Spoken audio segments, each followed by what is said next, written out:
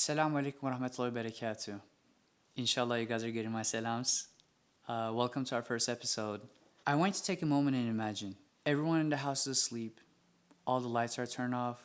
It's a quiet night. No sound. No one is near you.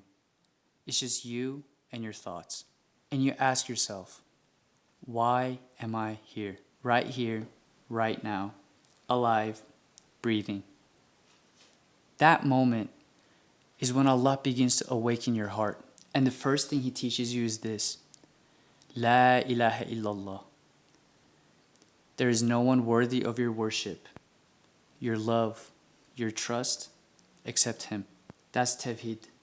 It's not just a belief, it's a way of living. I'll give you a cheat sheet on remembering what Tawheed is.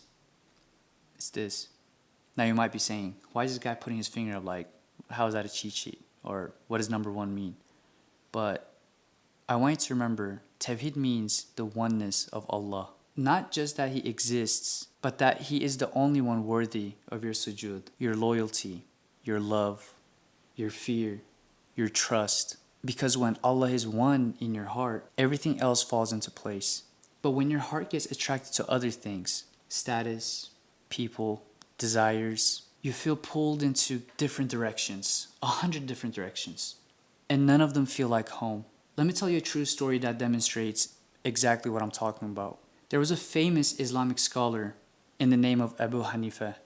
Maybe some of you guys know him. One day, people came running to the scholar saying, "Your trading ship has sunk in the sea." The scholar closed his eyes for a moment. He took a step back, reflected silently, and then said softly, "Alhamdulillah."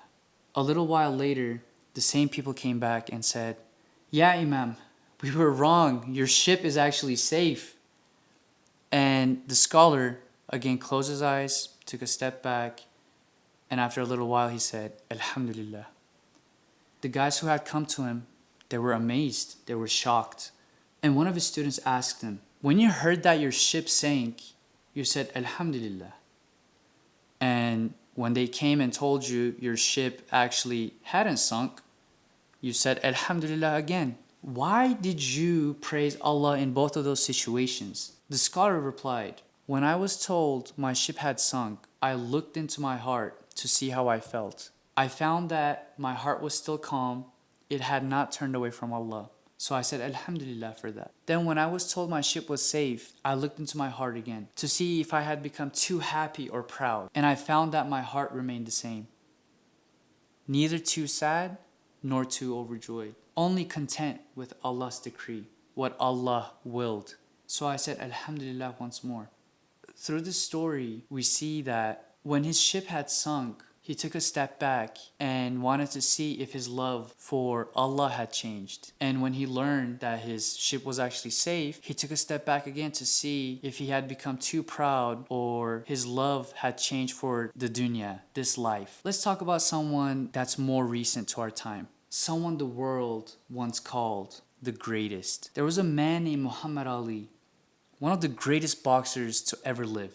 Fastest hands, sharpest mind. Every headline, every crowd, every camera shouted his name. He used to say, "I am the greatest." And in many ways, he was in the ring. But even the greatest boxer couldn't outfight time. Years later, the man whose fists once shook the world began to shake himself, not from power, but from a sickness. His voice softened, his steps slowed, and in that silence, he found something louder than fame. He once said, "God gave me this illness to remind me that I am not number one.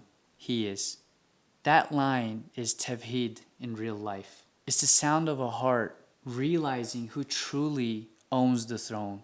For years, people chanted his name. Then Allah reminded him gently, powerfully, that greatness belongs only to the one who never ages, never weakens, never dies. You might not be in a boxing ring, but you have your own arena, your achievements, your looks, your followers, your grades. And when life hits you, when things stop going your way, remember, sometimes Allah sends these moments not to punish, but to reposition your heart, to remind you, you're not number one, I am. Because when you truly live Tawheed, you don't break when your crown falls. You just realize it was never yours in the first place. Let's be real for a second.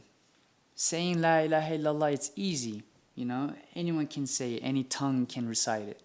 But living it is where it gets hard. And that's where the journey begins. Here are some ways we can start to live in a manner in which we start to realize Tawheed in our daily lives. The first one is pretty simple. Before you make a decision, ask, would Allah be pleased with that? Would Allah be pleased with this action I am about to take? Second one is, in your alone time, talk to Allah like He's your closest friend, because He is. Who better knows the creation than the Creator? Think about it that way. I remember this one story that I had heard.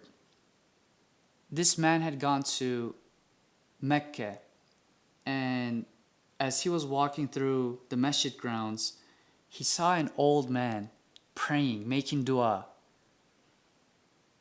But not in the way you might think. He was making dua as if he was speaking to Allah one-on-one.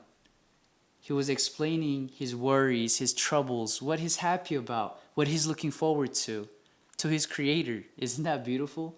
He was making dua as if he was having a conversation. Most people make dua like this. They say, Ya Rab, please give me this, this and that. Alhamdulillah for this. But the guy was saying, Ya Rab, today this happened. I'm kind of worried about this. What should I do? You know, he was basically having a conversation with Allah. The third way is catch your thoughts. What are you bowing to right now? Likes, approval, comfort, and try to replace it with Allah. Realize that nothing in this dunya matters if your heart is not with Allah. The fourth one is our prayers. Don't do it just in routine. Feel it. Feel the love, the loyalty, the tears. Just feel. I want to leave you guys with this. My Lord, my heart was restless long, chasing echoes, chasing wrong. But every path I walked withdrew until I found they all led to you. La ilaha illallah. Thank you so much for joining us this week, and inshallah we can continue our conversation next week. Have a blessed day.